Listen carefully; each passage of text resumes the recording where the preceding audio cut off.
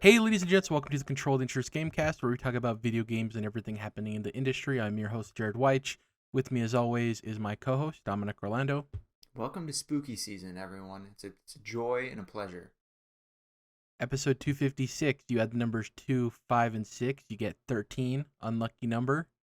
It's fitting. Mhm. I always ask for a room on the 13th floor at hotels if they have. Sometimes they don't even have a 13th floor. It's weird. I always ask for room 69. Let's Yeah. go to the cookie Nice. news.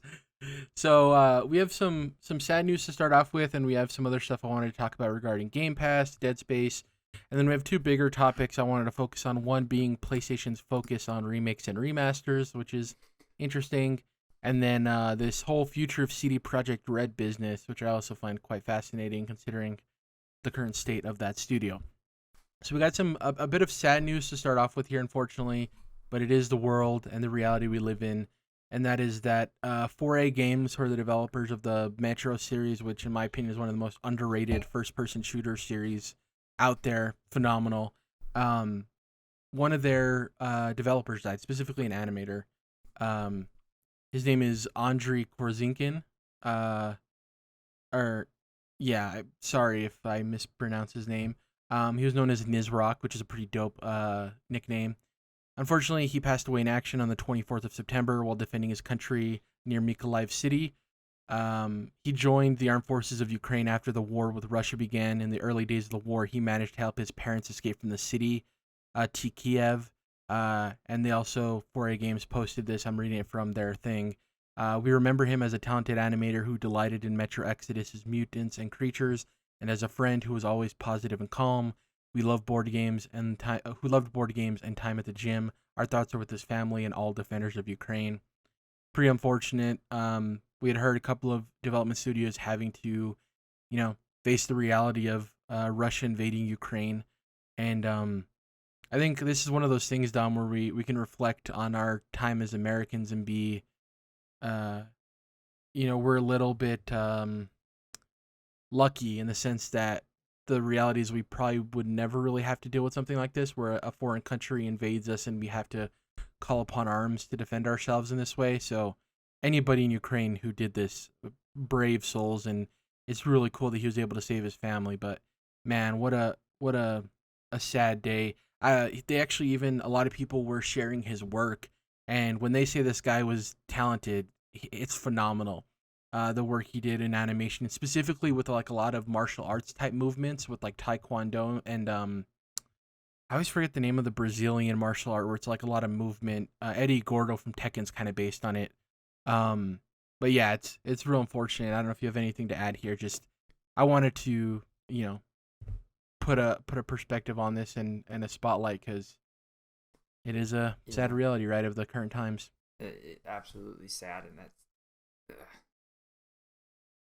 I think it's good to point this out too, especially as it relates to, the industry we're always talking about, but also just it's been months now. I think it was like this all started like towards the beginning of this year, and I don't want to like let it go too stale. At least in my consciousness, kind of forgetting about like there's still there's still a full war being waged over there for real reason. But yeah, at least there's some things to point out of he was able to save his family. That's obviously significant, but this just absolutely sucks to hear. And it's one of those things too where once again going to us being Americans living on our own like pseudo island of it isn't a daily reality for us, whereas people in Ukraine right now in those Mm-hmm. surrounding territories, it is a daily struggle and daily thing that they have to deal with. And the way the media and news outlets work is it's like, on to the next thing, on to the next thing. And there's a large selection of people who, for better or worse, have forgotten that this is still currently happening. Right. So it's a bummer. But if you could do anything, I would strongly suggest, his work was in Metro Exodus, and I'm not sure if he worked on the previous Metro games, but yeah, they're phenomenal first person games. I love the world that they built with Metro, and definitely suggest checking them out. If anything, to pay homage to a lot of those developers who are currently dealing with stuff that I hope personally I never have to deal with because it's Mm-hmm. awful. Um, Next up, this is going to be a huge tonal shift, so forgive me for that, but there's really no way to transition, unfortunately. Um, we had some Game Pass results. I actually like to talk about this stuff whenever it happens because there's this ongoing conversation of, is Game Pass good for games? Is it bad for games? And I hope we honestly start to see some of this stuff for PlayStation's new program as well, and developers talking about it, because the more insight we have into these things, the better. So the publisher of Let's Build a Zoo, which is an indie game that recently released on Game Pass, and it's a game I played this week, so I want to talk about it later when we talk about what we've been playing, tweeted the following. It's been a week since Let's Build a Zoo launched on Switch, Game Pass, and PlayStation. Here are some stats. Made $1 million in revenue, now at $3 million total. Over 250,000 players on Game Pass. Our best ever Switch launch, top of the eShop in multiple regions. Our DLC had an attach rate of 80%. That's important to know too, because launching with DLC for your game, I know some gamers are like, well, if it's launching with the game, why isn't it just in the game? Ignoring the whole business ramifications of stuff like that. But their DLC that they launched with Dom, whenever you start like a Zoo Tycoon or Zoo game, what's the one thing people often ask is like, oh, I wish I could do dinosaurs or this or that. Their DLC is dinosaurs, which is super smart. So people get into the game, then they realize that you can buy the dinosaur DLC, which is super dope. And they also went on to say, we've had a notable number of people say to us, quote, I played it on Game Pass, then picked it up on Switch because I wanted to play it on the bus, in bed, or on the move, etc. The cross promo between Xbox and Switch has been insane on this one. And that's something we never really talked about. Of people check it out on Game Pass, and oh man, I like this game so much, I want to pick it up on the go. It's available on Switch. I'm going to buy it there. So not only are they getting the engagement from the player on the Game Pass platform, they're also getting the purchase on a secondary platform, which is huge, right?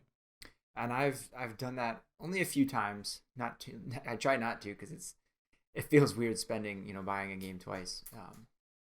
In that case, you're really only buying it once, but you get the idea, like buying it when you can play it somewhere else already. But yeah, I guess it makes sense that happens a lot, even with. I assume what also happens a lot is for those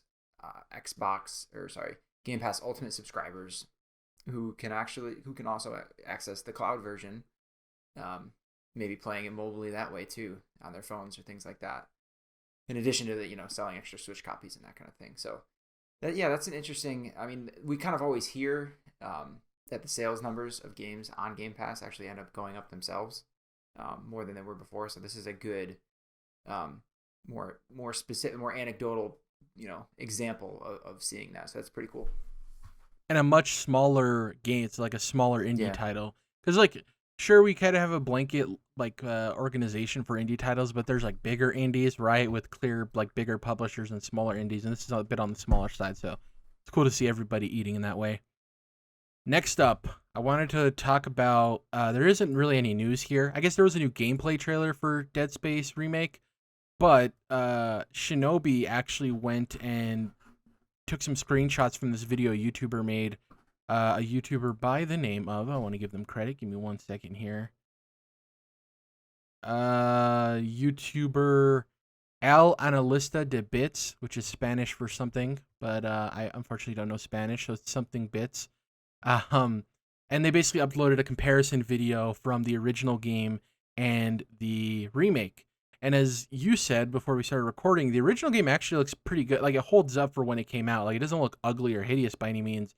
But when you see it in comparison to the work that Motive has done on it, it's astounding. Like, they didn't just go in and up-res the textures and slightly enhance the models. Like, there's entire sections of this game that are completely new environments, right? It's crazy. You took a look at the screenshots. What did you think of it, Dom?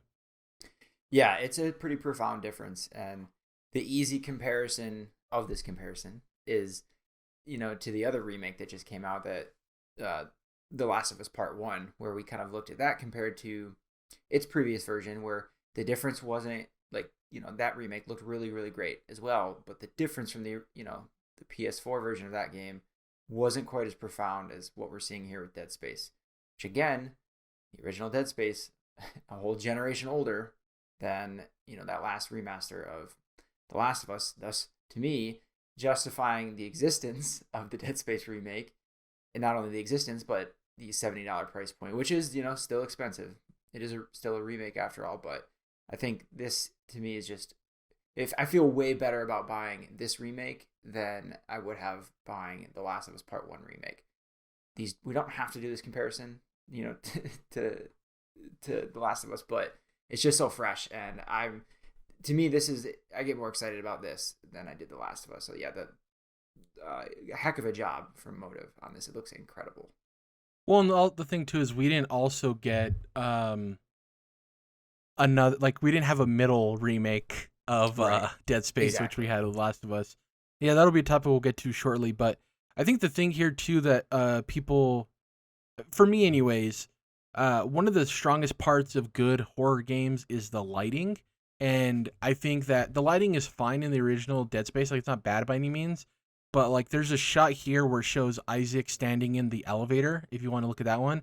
Whereas, like, the lighting in the original is like, okay, that's good. But when you look at the remake, it's like, oh, that definitely gives off way more horror vibes. And the dynamic way in which the light is showcased is, I don't know. I think it's going to lend itself to a better experience overall. What do you think?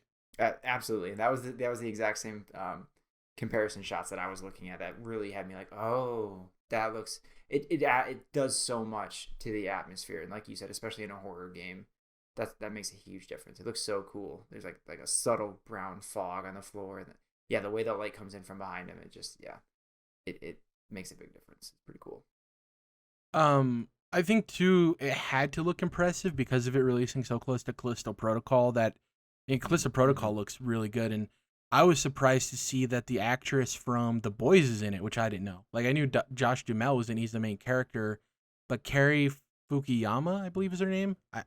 I might be getting that wrong, but she plays um the female member of The Boys, the, like, basically Wolverine in terms of power set. She's gonna be in that game too, which I'm excited about. Yeah, so shout out to Dead Space Remake and Motive. This gets me excited for. I forget, were they rumored to be doing? They were rumored to be doing Iron Man, right? But we don't know the studio for Black Ah, Panther. I believe is what it yes, is. that's right. Yeah, Yep. so I'm excited. And plus, maybe this also gives them more experience in whatever engine they're using for Iron Man as well. It's like a tune-up kind of project, you know. Like, it's not going to take as much effort to do this as it would to a full-fledged new game. So it does get him comfortable for when they tackle their first ground-up project too, which is need to think about. Uh, you mentioned it, Dom. Let's talk about this PlayStation focus on remakes and remasters. So, in a rumor reported by Alex Coe and corroborated by Tom Henderson of Windows Central and Insider Gaming, it seems that PlayStation is now remaking or remastering the original Horizon Zero Dawn, which was released in 2017 for the PlayStation 4. Now, details aren't clear, like crystal clear, so the level of which it's being remade isn't concrete. That's why it's being regarded as like a remake slash remastering. But sources have confirmed that it will, at the very least, include these feature improvements: the lighting system, including ambient occlusion, overhauled textures, better animations, new character models. And another focus of the project is graphic modes and accessibility options. And part of this report is that this isn't the only Horizon project in the works at PlayStation Studios. It's believed to be under the tutelage of Guerrilla Games, but there's an online multiplayer game in development for PS5 and PC. In addition to this, there was an interview with Herman Holst, head of PlayStation Studios, where he stated that online service games could release simultaneously on console and PC, but he kind of doubled down on the fact that, like, your single player prestige PlayStation exclusives, those are still going to be likely a year out from console release to PC. Um, so that's going to be interesting. And then the last thing I want to know before we have a discussion about this is this comes hot on the heels of fans becoming frustrated with Sony releasing The Last of Us Part 1, a second remake of the original title that launched as a $70 premium game. You already had a bit to say about this. How do you feel now, knowing that this might be a trend we see, and specifically too for Horizon Zero Dawn, as you played that game to completion? How do you feel about it getting a remaster slash remake this soon? Uh, that's lame. I mean, unless it's, a free update, which I believe they already did that. Like, not a full PS5 version, obviously, but I believe they did some sort of minor update um, to this game when you're playing it on PS5. Maybe it's just to increase the frame rate kind of thing. Um, but if this is going to be like they're putting the game out and it's going to be $70 again, it's kind of, and we're going to do the same thing where, yeah, it looks great. It looks a bit, a good amount better than it did on PS4 Pro and such. Like, it, it feels like that time could be better spent on almost anything else, I guess. Again, unless this is a free update, which it doesn't sound like it, especially when you talk about like, okay, adding in accessibility features. Like, that's obviously really cool. And they've done a great job of that in general through all their first party stuff. But assuming this is like The Last of Us going to be another, a new $70 title, it's hard to get excited about that. Yeah, like, I mean, especially when like so many people are, begging for a Bloodborne remaster, just staying on remasters and remakes, a Bloodborne remaster, or something from the Sly Cooper franchise, or Jack and Daxter. Like, ton of stuff. There's tons of stuff that, Sony has in their catalog that they could even remake that would at least be, I don't know, more significant, more worthwhile than this. If they're trying to, I don't know. It's not exciting to me, I guess, is the best thing I can say about it. It's like, I don't know, it's like focused double dipping in a way of like, okay, we're going to do this, but we're only going to do it for the games that have already sold. So we kind of have a built-in infrastructure there of knowing it's going to sell a decent amount because, I think Sean Layden, before he left, kind of talked to this of like the way in which PlayStation was handling their business was unsustainable solely because of the fact that AAA games were becoming more and more expensive to make. And that's why you've seen Xbox pivot to Game Pass, and Nintendo has done their own thing too. And I do think, in a way, Nintendo is kind of responsible for this in that, to me, this feels like PlayStation is acting as if the PS4 was the Wii U, when in reality, the PS4 is the second or third best-selling console of all time. Of like, oh, not enough people got to play Horizon Zero Dawn, so we got to make sure the people on PS5, by the way, the console that people are still having an issue getting a hold of, have a chance to play this again. I don't know. It's very weird to me.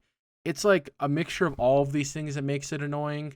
Of it being $70, of it being games that aren't that old, or games that already had a remake. I mean, there was even the whole hullabaloo with Spider-Man where they changed the player model, the character model for Peter Parker and stuff.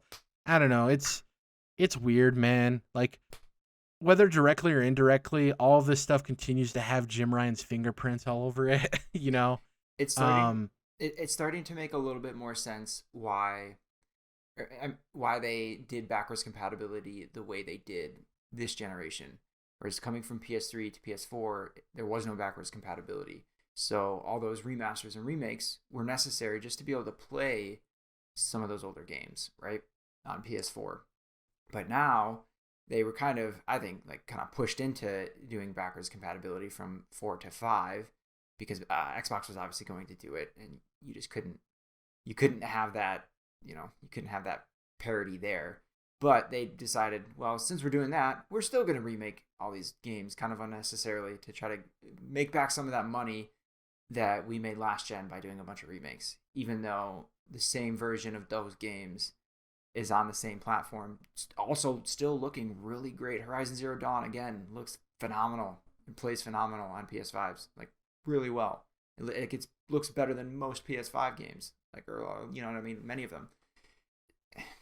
So yeah, it's kind of like starting to take shape of like, well, this was their strategy, is to do a lot of these remakes, even though they had backwards compatibility. They're going to really try to push to justify their remakes, even though I don't think it's working. It'll be interesting to see sales numbers for The Last of Us Part 1 remake, and then if this eventually ends up happening with Horizon Zero Dawn, like the same thing there. Because yeah, I don't know, it's weird. Again, like it's kind of, I'm just not excited about it. I'm probably not going to pay for that. So it isn't, at worst, it's just like, I guess I wish they would have spent those development resources elsewhere. So I don't know what we're missing out of that they would have done instead, so it's not like the worst offense I don't know. It's just stupid. Well, I think that is a point to make, though. Like, yeah, like you said, we're not going to be the people buying this, and that's why it's kind of annoying to us. Mm-hmm. But at the same point, there are games and projects we do want remade or remastered that would have us paying for it, and it is a resource game. Like, you do only have a limited amount of resources to spend on stuff. So when you see them taking a focus on this, it's like, well, if they're putting all of their eggs in this basket, what other basket is going to be empty now? Like, what are the ramifications of this in the long term? And not to be like doom or gloom, I'm not saying it's going to cause anything catastrophic, but do we come to a place in which we enter this realm where we don't see like new IP, but rather the churning of the IP we already know? Like, how many times are they going to try to sell us Last of Us games over and over again? I don't know. It's weird. I personally, I'm not a huge fan of it. To me, too, this leaves me in a place, and this is like long reaching out from a time far away from now, but like when we get closer to the end of the PS5's life cycle, if there's a new exclusive coming out, and for me specifically, I'm like, well, do I buy it now or do I just wait until I get the new PlayStation and they come out with the new version? You know what I mean? And that's going to be a question too. So I don't know. It's weird. It's more of a. It's not, like I said, it's not doom and gloom. It's more of just a bummer. It's like, Right. all right, I guess. I don't know. And that's the strange thing too, is when we were thinking about all these acquisitions Xbox were making and now PlayStation. Now I'm starting to think of like, oh, were some of these acquisitions they made of these smaller scale studios not to give them a budget to make bigger projects or more interesting projects, but did they bring in some of these studios to just be support of making these remasters or these other weird things? Because that is a focus they want to have. I don't know. And like, I know it's easy enough to say like, well, it's not for us, because we played the originals plenty, and so like this is for people who are just joining the platform so they can have a better version of Horizon, right? But I don't. If it's similar, if it's like not even better, more of a difference than the Last of Us remake was, then it's hard to recommend that even to someone who's new. Like looking at the Last of Us Part 1, it's $70, or the PS4 remaster is free if you are on like I think almost any tier of PlayStation Plus. You can just have that game for free, and that's great, and it's functionally the same. It just doesn't look quite as nice. So it's hard to recommend to anyone who isn't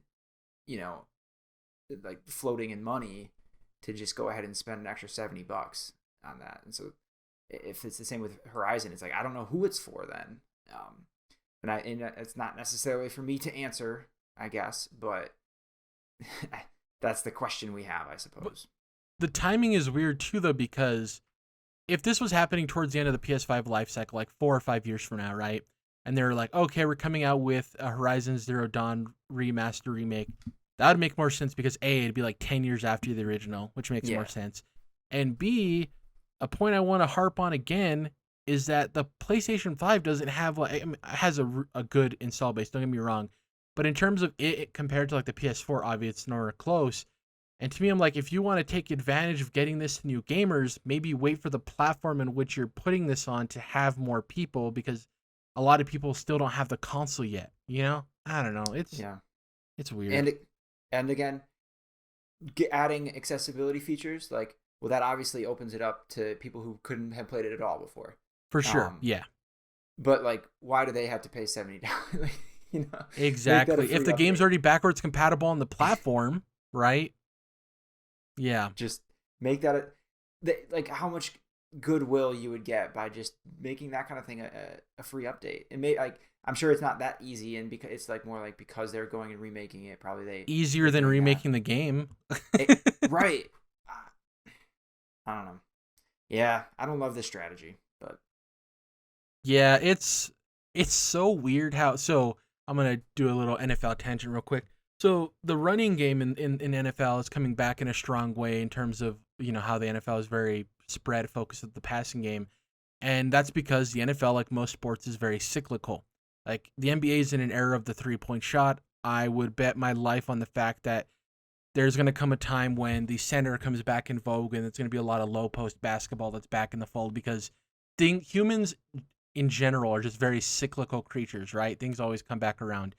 And with the gaming industry, it's this weird cycle of like Xbox and PlayStation can't stop stepping on the rake when they just don't need to. You know what I mean? It's so funny because it just, like, Xbox is riding high on the 360 and they're like, nah, we got this. Let us step on this rake for the Xbox One. And then obviously the PS4 was tremendously successful, one of the most successful consoles of all time. And Jim Ryan's like, I see that rake over there. I kind of want to go step on it. And they're like, no, Jim, we're fine. You don't need to go step on that rake. And we saw, like, foreshadowing of this. Like, it was a really good episode of Game of Thrones or House of the Dragon where Jim Ryan started off his tenure with those really dumb comments. You're like, oh, is he just saying dumb stuff because he's like an old dude and he's, it's what they do. But slowly over the course of time, we've seen just these weird, and they're not always bad necessarily. Like, obviously this game's going to sell well and stuff, but they're just weird decisions of like, why do that? What the PlayStation stars, why do the customer service thing? Why give people non-NFTs? And I don't know, they're just in a weird place right now. Not necessarily bad, but just these. If we get the announcement of a God of War remake, I'm going to lose my goddamn mind. Not the original God of War either, which that is going to cause a whole other discussion. Like, if you're going to remake any of the God of War games, remake the original trilogy so people can check those out, as opposed to the 2018 version. That would be incredible, actually. Like, they took the very first game and, just remade that, keep it as fast-paced and action-based as it is, but remake that. That would be, come on, like, that feels like a no-brainer, actually. That's a great idea, Jerrad. They should do that.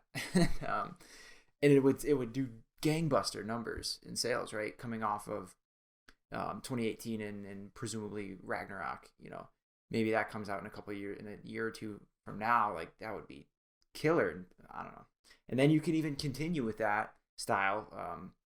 Maybe you start remaking 2 and 3 and some of those other spin-offs they did or whatever, or just make new games in that style or something. If that, I don't know. Or just put a small team to do a slight remaster remake of the Jak and Daxter trilogy. I don't know. There's a lot of stuff that I would argue, and I know nothing about this, but I would probably put a safe bet on the fact that remastering or remaking the original Jak and Daxter trilogy based on the scope of those games would probably be cheaper, if not just as expensive as this Horizon project. And who knows if they would sell the same. It probably wouldn't be close, honestly. But sometimes with these businesses, you have to do things that are optics based and not profit based. And I don't know. It just seems like that would go a long way for people. Speaking of weird decisions, let's talk about the future of CD Projekt Red. So they recently had this announcement talking about their future moving forward. So along with announcing the opening of a new studio in Boston, Massachusetts, CD Projekt Red revealed their long-term product outlook, in quotes, very businessy talk, and showcases what the studio plans to focus on in the coming years. It's broken into the following 3 sections.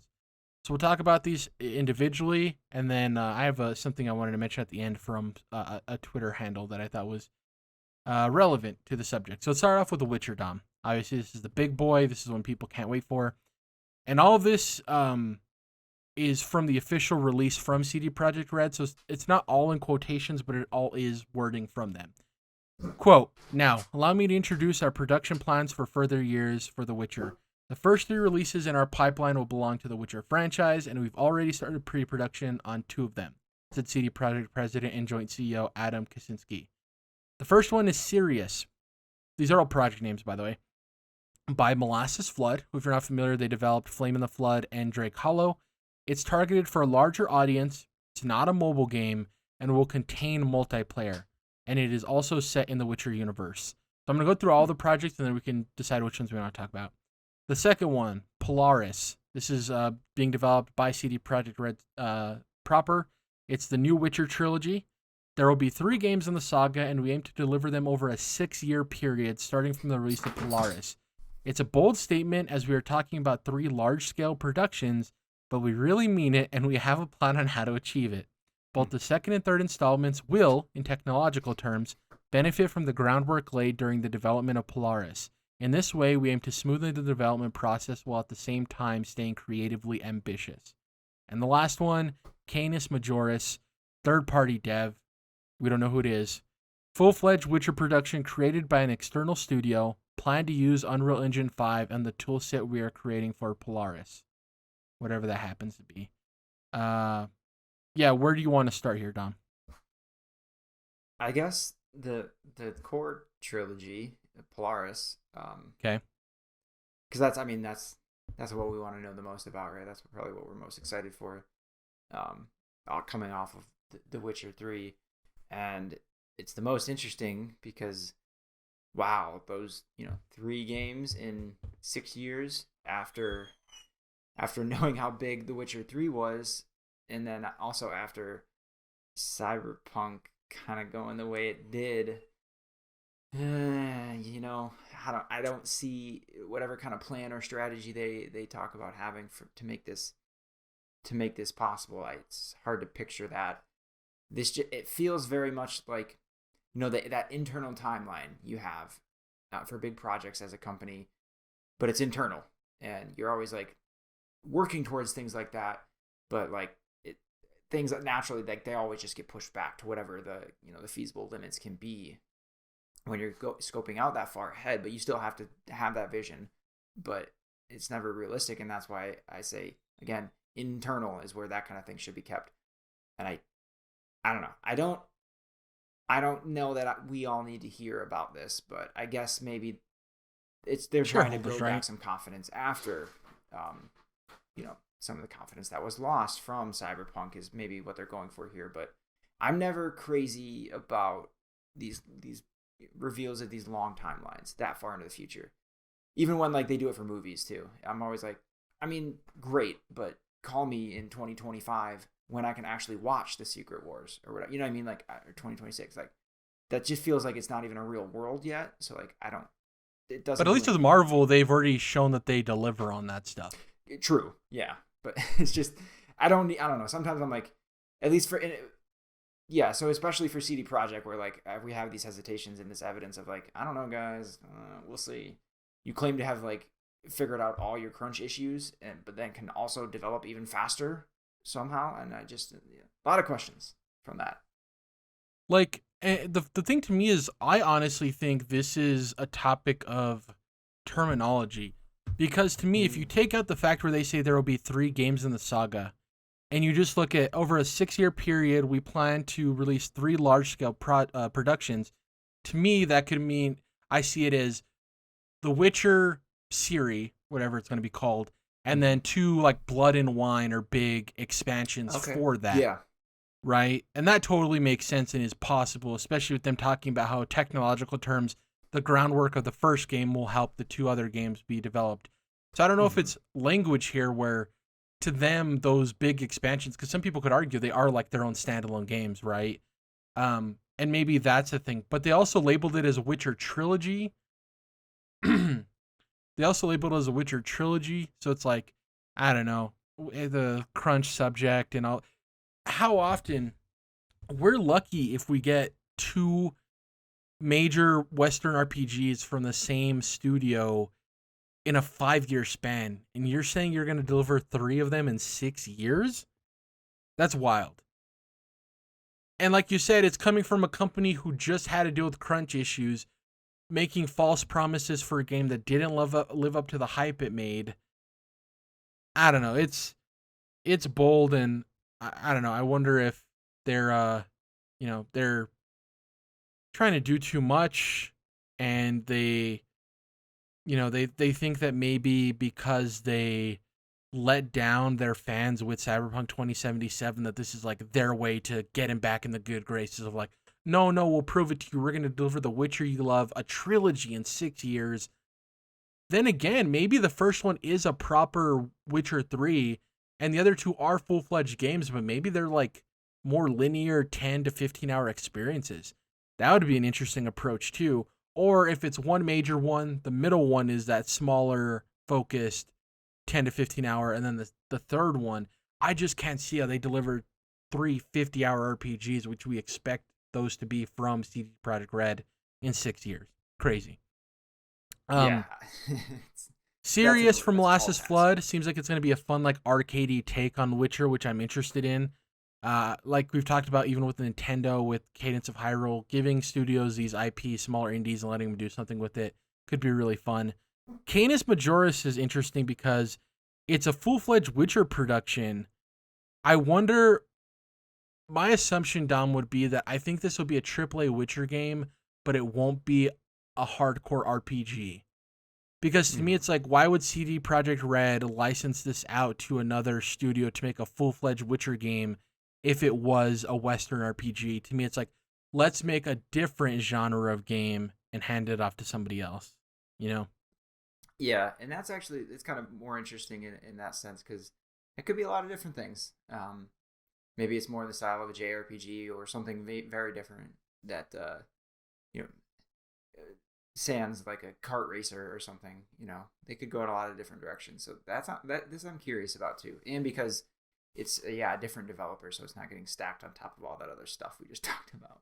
Man, you know, we talked about last week Wild Heart, that new Monster Hunter like game from EA. It'd be interesting to have a 4-player multiplayer Monster Hunter game, but in the Witcher universe. I think that could be something really interesting too. And it kind of goes into something we'll talk about later, though, is also in this, I don't know what you'd call this, like presentation, I guess, that they gave. So next up, let's talk about Cyberpunk 2077. First up, we have Phantom Liberty, which is the upcoming expansion for the game, developed by CD Projekt Red. Might be the only expansion for the game, the way things have turned out. And then the other one, the more interesting thing, is Orion. This is also by CD Projekt Red. The next Cyberpunk game that will fully unleash the potential that this universe offers. Our ambitious plans will require a lot of work, dedication, and further growth of the team. So I guess that isn't the thing for Witcher, but all right. Quote, speaking of which, I have important news to share. We are creating a new studio based in North America. Next to the Molasses Flood, we are setting up a team in Boston that, together with our existing Vancouver-based team, which me personally, I always forget that CD Projekt Red has a team in Vancouver. I was thinking of just in Europe. Will establish CD Projekt Red North America. This studio will be in charge of leading the development of Orion. This move will enable us to fully draw upon the North American talent pool. This has me excited because the proper CD Projekt Red isn't going to be doing double time on trying to deliver this 3-game, 6-year thing while also doing the next Cyberpunk. And I think that'll be to the benefit of both projects. And I do think that it'll hopefully eliminate crunch to some extent, at least for this project, that they're going to have 2 studios, the Boston one and the one in Vancouver. This to me, though, seems like a ways out, right? Especially with the Witcher focus and how they're talking about our ambitious plans will require a lot of work, dedication, and further growth of the team. Yeah. Like, I think this will be after possible. Realistically, I don't think they're going to get those 3 Witcher games out in 6 years, but I could see it's 2 Witcher games and then Cyberpunk. Do you think that'd probably be the likeliest scenario? Or maybe even 1 Witcher game and then Cyberpunk, who knows? That's what I was going to say, is maybe that first Witcher game and then the Cyberpunk game, because that's not that much time when you, I don't know, even I was thinking about God of War Ragnarok is coming out 4 years after. I think there's some division there too with when they came out each year, but roughly around 4 years between 2018, and that's aggressive. It feels like impressive that they were able to do that quickly. But it was still a PS4 game, right? It's not going to have the leap that you would not maybe expect is too strong of a word, but like it is not a full-fledged PS5 title. Yeah. And so I guess the comparison there being that it feels like to me it'll take you even much longer to pump out giant Western RPGs, you know, even than the God of War games, which are at least a little more tightly scoped. So yeah, I'm like anything in this conversation, I'm gonna like double the timelines basically for when stuff will get done. The thing we have to remember too is they're going to be using Unreal 5 for these projects now too. They're not using their internal engine. Remember, that was the thing that they're moving over, so maybe that'll help with development as well. I mean, like in the long term, I could see that, but I feel like there's still like some change management that will, you know, in the immediate future, actually slow them down a little bit from going to a new thing. But then, you know, once they get accustomed to it, probably long term, that starts to like give its benefits, and maybe that's what they're counting on. But it all just seems so aggressive. Lastly, a new IP. This is Hadar, CD Projekt Red proper. We have begun creative exploration on a third entirely distinct IP codenamed Hadar. We had started thinking about it a few years ago. Early stage conceptual works commenced in 2021. And for the first time in our history, the IP is being incubated entirely within CD Projekt Red. Important to remember that both Witcher and Cyberpunk are licensed. They got The Witcher in like perpetuity. The Cyberpunk one, I don't know if it's a timed or number of releases thing. So yeah, this seems to be their first original IP. The studio will be in charge of leading the development of Orion. Or sorry, I was reading the previous one. Where did I leave off? It is important to understand that we are not making a game just yet. We are working on the foundation of this new setting. So it's like, yeah, we're not going to see that forever. We're not going to see that till we're in our 40s, Tom. They ended with stating that they'll be introducing multiplayer to most of their new games to, quote, enrich the single-player experience, which is such a funny twist that these corporate kind of guys make of like, oh, no. In order to enrich your time with your single-player experience, we're going to add multiplayer. What? Of course. To enrich your preference of eating hamburgers without cheese, we're gonna put cheese on all your hamburgers. You know what I mean? Yeah, it's I can see like what they maybe were going for, but wow, they just didn't say it correctly. Like, not to enrich the single player experience. Like, it doesn't make any sense to enrich the overall experience would have been what they wanted to say. Yeah, it's very weird, and I made sure to read it specifically, and that's what it said. So I was like, what the hell? The last thing I want to mention, Rebecca Valentine of IGN, by the way, required reading. She did this awesome piece on this game that was supposed to come out but didn't. It was a Plants vs. Zombies game. It ended up getting canceled for the Star Wars project, but then that got canceled. Really good work by her. She's an awesome journalist over at IGN. She tweeted in response to all of this, 3 massive RPGs in 6 years sure demonstrates some commitment to not crunching, huh? Right. Which is kind of perfect. Of like, man, we just went over this, guys. We just went over this. No crunch. That's bad. What I don't get. How are you going to do it? It's like, you don't need to be overly ambitious. Nobody who loves CD Projekt Red or wants them to succeed is demanding that they make 3 games in 6 years, right? It's like, no one wants that. It's like, make a great game and we'll be there because we believe in you, CD Projekt Red. You don't need to overcommit and overpromise and then ultimately underdeliver. It just, I worry, like, it feels like they're overcompensating for, the problems that they had with Cyberpunk 2077, where like now instead of, I mean, who knows what I'm sure they think they have a plan and we'll see how it goes. But I just worry that they're overcompensating and like trying to triple down. And sometimes you just need to walk away and stop gambling instead of getting yourself deeper and deeper. But I don't know. We'll see. I hope everything works out really well for them. And I certainly hope that these games are all absolutely phenomenal. And I'll probably be interested in at least all those Witcher games. And, Yeah, I don't know. We'll see what happens. I'm still waiting for the Witcher 3 next-gen update so I can play that damn game. That's right. That thing isn't even here yet. It's supposed to still come in 2022, but... Why wasn't that in the presentation? Tell me what's going on with that. I want to know what's up with that. Exactly. Let's get to what we've been playing. First up, slight update on Fuga Melodies of Still. Still enjoying it. Introducing new characters. Recently met this how would I describe the character trope? It's like the mechanic who is like too busy for everybody's nonsense. You know what I mean? Like he's too busy trying to make everything go smoothly, and he doesn't want to hear about the casual interruptions to what's actually going on.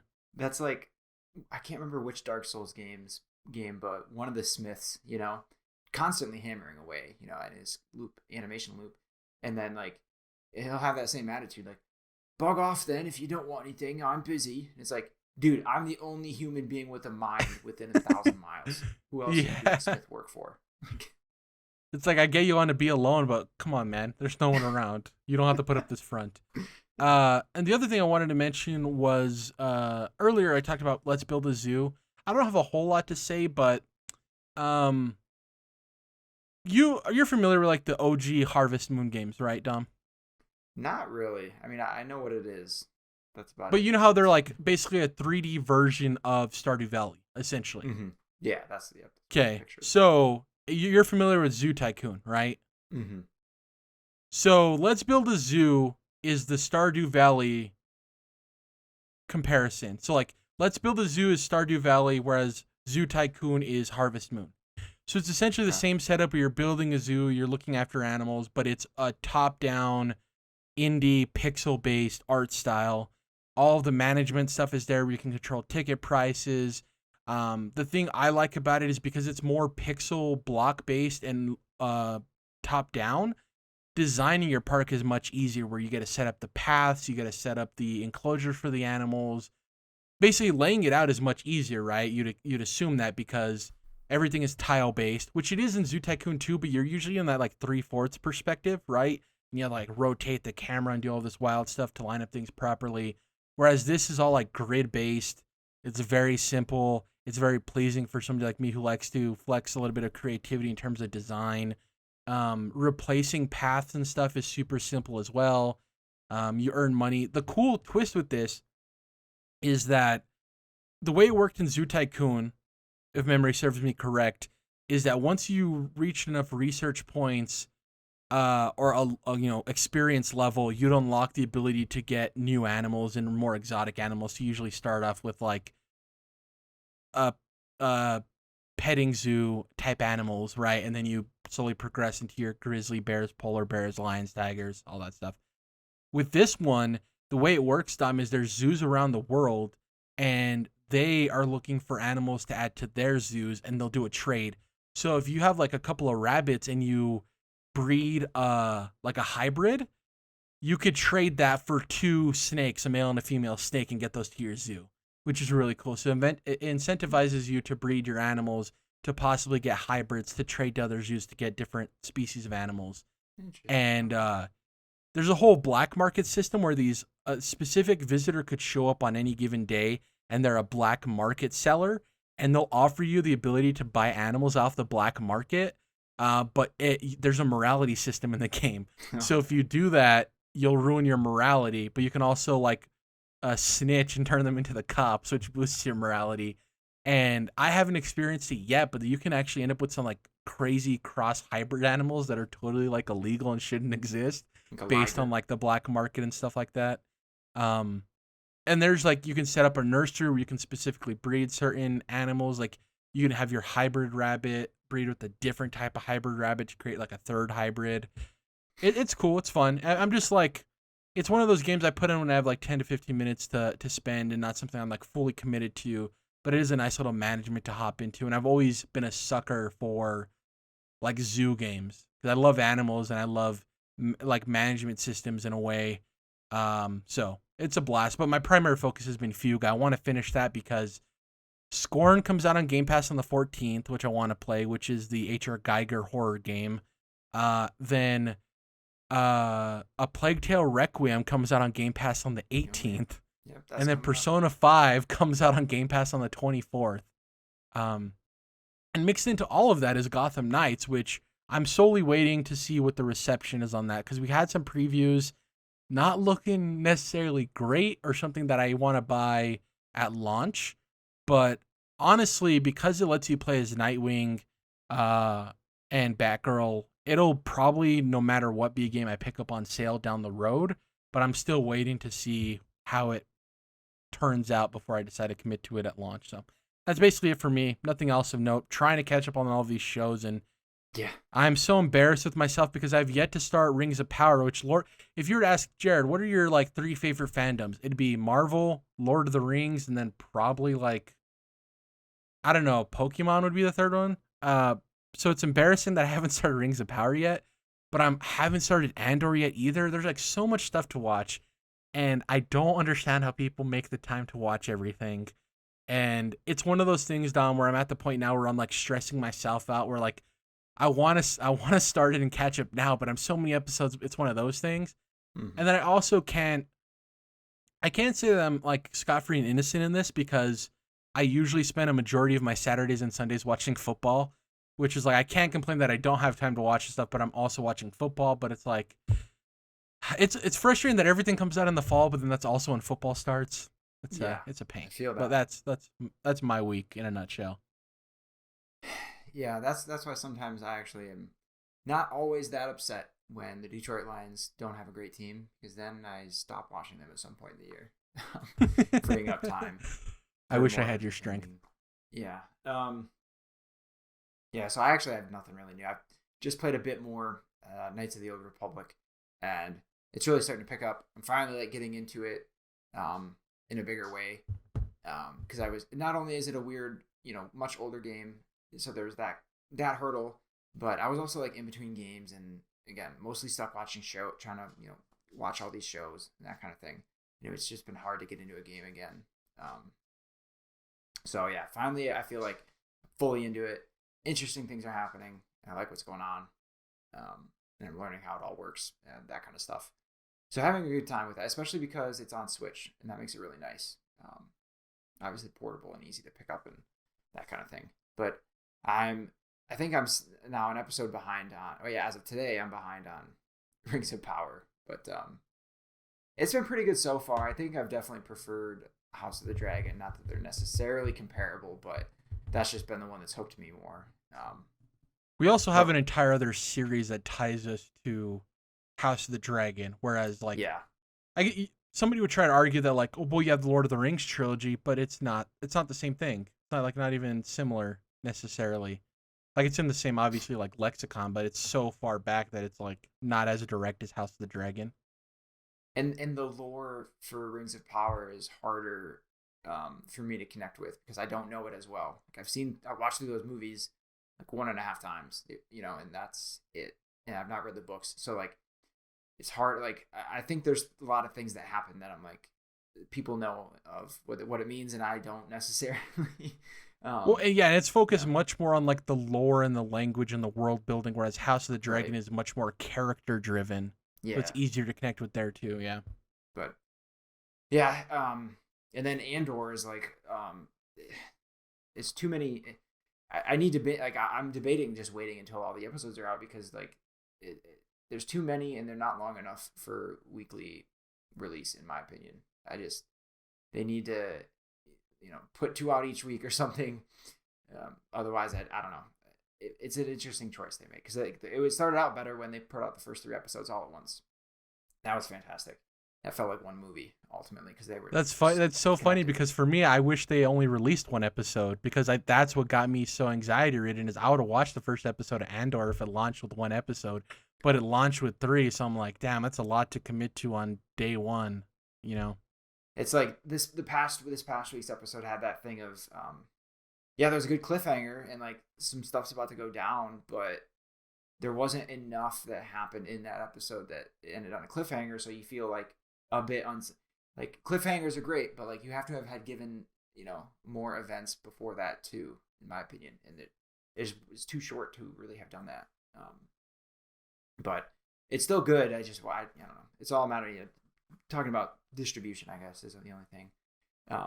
But I will say that Mario Brothers movie is that trailer that came out is probably as good as it could possibly be. I loved that trailer. Yeah. I was like, wow, this looks great. A kid's movie nonetheless, but I was like, wow, this is like as good as I could have ever imagined it being for that first trailer. And I'm kind of excited. I'm going to go see that in a theater. Dude, the penguin bit is so my type of comedy where he's like, do you yield? It's the funniest goddamn thing. Like, I love that they have deep cuts too. Like they have Kamek or Comic, however you want to pronounce his name, the wizard guy, which I didn't even know he was going to have like a big part. I loved that they used Bowser's scale. They made him intimidating. They're using the Super Mario 64 stars. All of it is awesome. I think people are harping too much on Chris Pratt using his normal voice. Like, sure, it's whatever. He kind of puts on a voice in one of the sections where they're hopping on the mushrooms, but like when he first lands, he's like just his voice. Yeah. And people are like, oh, I wish it was closer. No, you do not wish it was closer to the original voice. No. Listening to Charles Martinet's high-pitched Mario voice for 2 hours would be draining. It would be awful. No one wants that. Sure, would I like Chris Pratt to put on more of like an original voice for the character? I don't even care if it's Italian. Sure. But I'd much rather have just Chris Pratt doing his voice than the original Mario voice. No one wants that. Yeah. Also, shout out to the tease of like Luigi Haunted Mansion. That was cool. Yeah, I picture that being like all the characters are kind of gonna be doing their own thing, and then eventually come together in whatever ways. And yeah, maybe like Luigi was just out getting spooked, and eventually he meets up with Mario. But yeah, that was pretty funny. And then Toad, I thought that worked really well. That was hard for me to picture, but now I can see it. And yeah, I think I don't know. I wasn't to me like the Chris Pratt voice actually makes the most sense. I agree with you. But it was also Animation style looked incredible. Like, it was beautiful. yeah, I it's was cool. impressed by how good it looked. Because part of my worry was it's just gonna look like, not that the minions and all that looks bad, but I thought it was gonna look too similar. No, this Mhm. definitely has its own identity. Like, you can tell it's animated by Illumination, but it totally has its own vibe, which I think is cool. Yeah. No, I'm looking forward to it now. That was a great trailer. It was weird little direct that it was presented with, but it's pretty cool. Jack Black was pretty cool. Like That movie's Bowser gonna make himself was $1 billion. cool. Like, kids are Yeah. gonna absolutely love that. Like, Hmm. that's the thing too, is I like to think about, and you mentioned this earlier when we were talking about the remaster remake situations. Not everything is for you, and I think that's a issue people have. Like, just because you don't like something doesn't make something bad as well. I think it's something people get confused about. Hmm. Um, Something can be not for you, and it doesn't mean it's bad. I think that's a very like self-centered way to approach things. And with this, it's like, if I was a kid right now and I saw that Mario trailer, I'd be losing my goddamn mind. I'd be so excited for it. It looks And so cool. it's so genius from Nintendo's perspective too. If it continue, if it, I assume it's going to be good, at least based on this trailer. It can't. It'll at Oh, least be for sure. I good. think it's gonna be at the very least good. Yeah. Yeah. And so I think it's super smart from their perspective of getting, another way to get in front of kids growing up nowadays.